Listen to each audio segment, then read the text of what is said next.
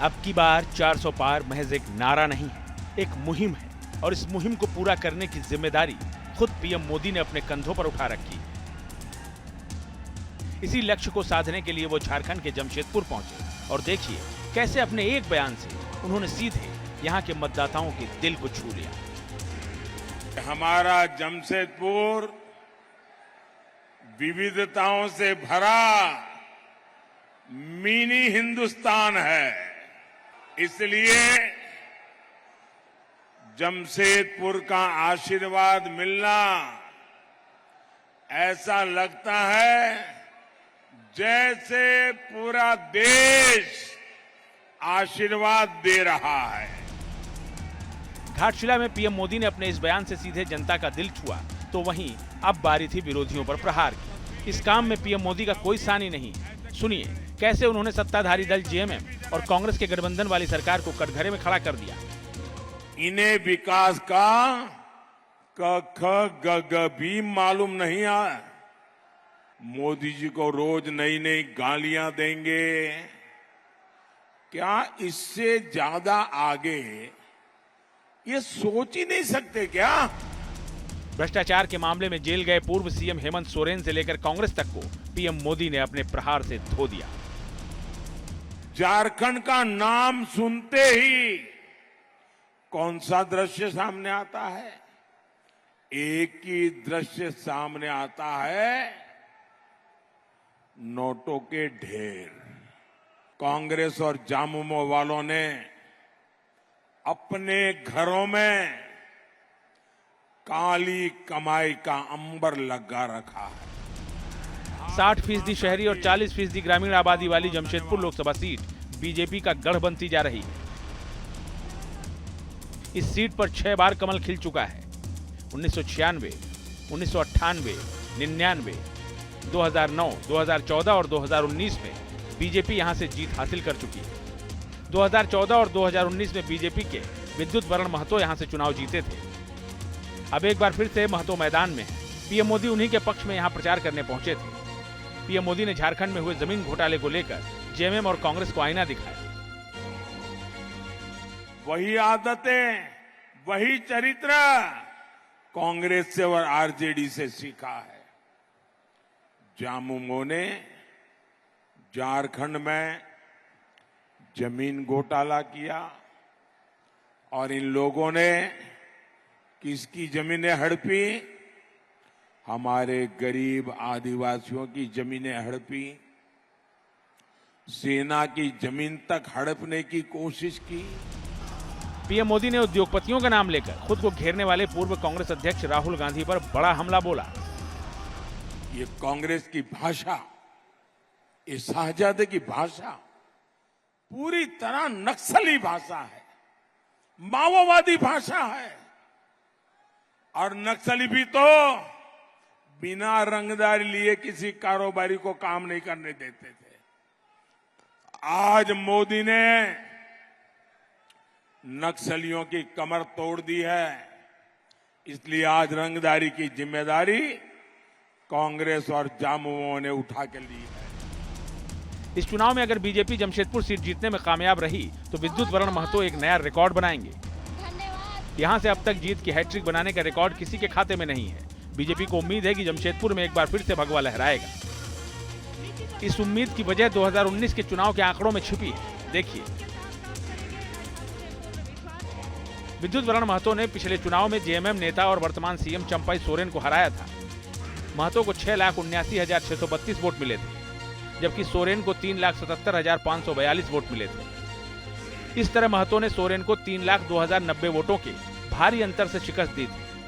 महतो को 59.4% वोट मिले थे, जबकि सोरेन को 33% वोट ही हासिल हुए थे। यही आंकड़ा बीजेपी को एक बार फिर से बम्पर जीत की उम्मीद बंधा रहा है। इस उम्मीद को पीएम मोदी और परवान चढ़ा रहे हैं। परिवारवादी पार्टियों का देश को, उनकी आदत हो गई देश को अपनी पर्सनल प्रॉपर्टी समझे, पर्सनल प्रॉपर्टी। और वो सबको कहते घूम रहे हैं ये मेरी मम्मी की सीट है। 8 साल का बच्चा भी ऐसा नहीं बोलता है जी।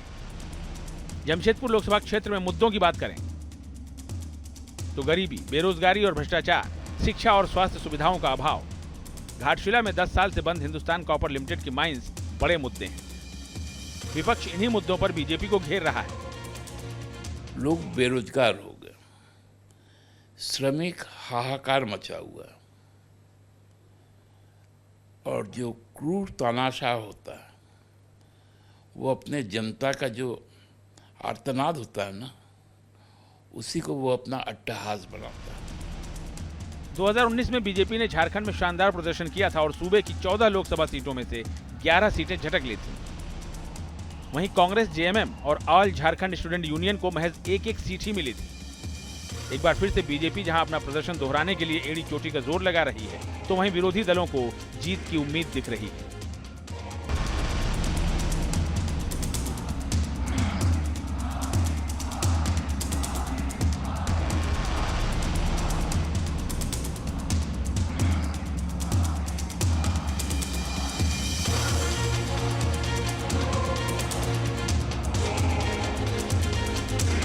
अब की बार 400 पार महज एक नारा नहीं है, एक मुहिम है, और इस मुहिम को पूरा करने की जिम्मेदारी खुद पीएम मोदी ने अपने कंधों पर उठा रखी है।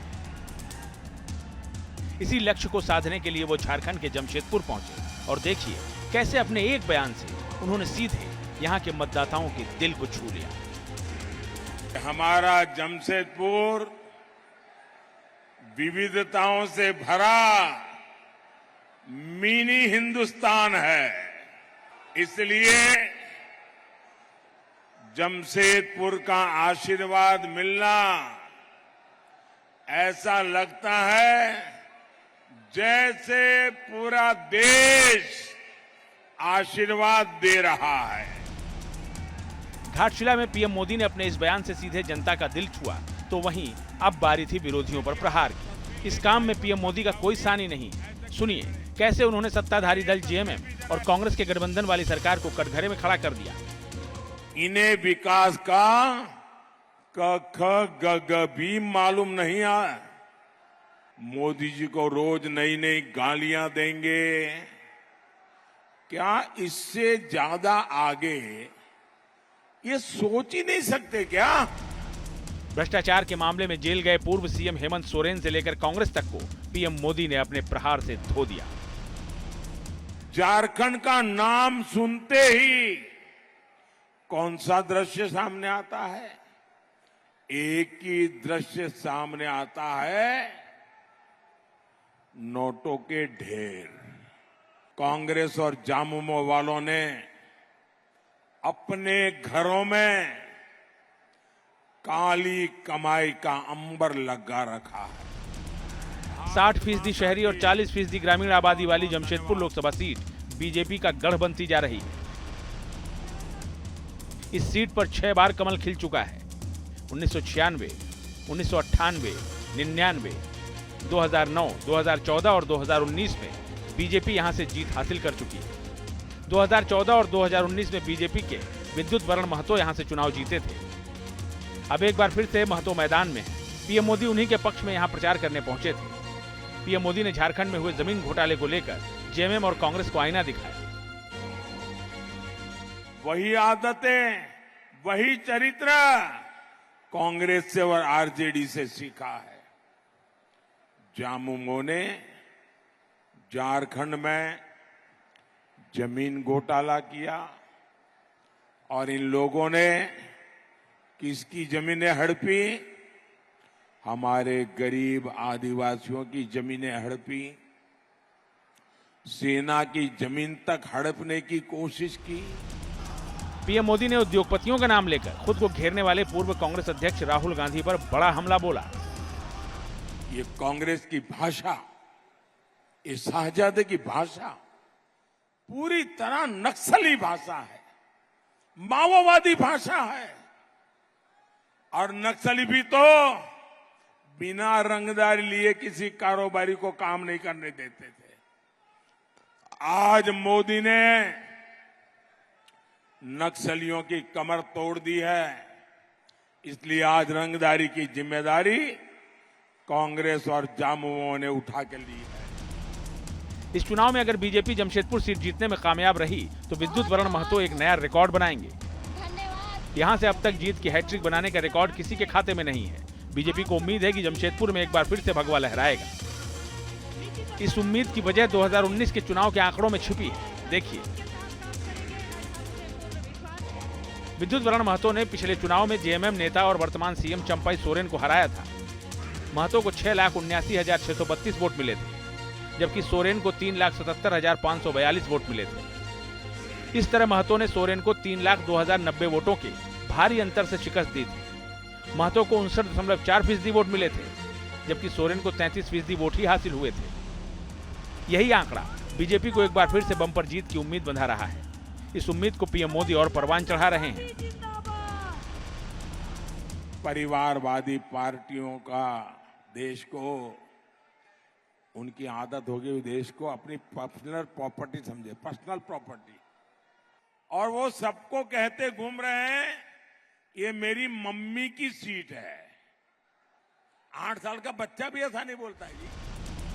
जमशेदपुर लोकसभा क्षेत्र में मुद्दों की बात करें तो गरीबी, बेरोजगारी और भ्रष्टाचार, शिक्षा और स्वास्थ्य सुविधाओं का अभाव, घाटशिला में 10 साल से बंद हिंदुस्तान कॉपर लिमिटेड की माइंस बड़े मुद्दे हैं। विपक्ष इन्हीं मुद्दों पर बीजेपी को घेर रहा है। लोग बेरोजगार हो गए, श्रमिक हाहाकार मचा हुआ, और जो क्रूर तानाशाह होता है वो अपने जनता का जो आर्तनाद होता है ना, उसी को वो अपना अट्टहास बनाता है। 2019 में बीजेपी ने झारखंड में शानदार प्रदर्शन किया था और सूबे की 14 लोकसभा सीटों में से 11 सीटें झटक ली थी। वहीं कांग्रेस, जेएमएम और ऑल झारखंड स्टूडेंट यूनियन को महज एक सीट ही मिली थी।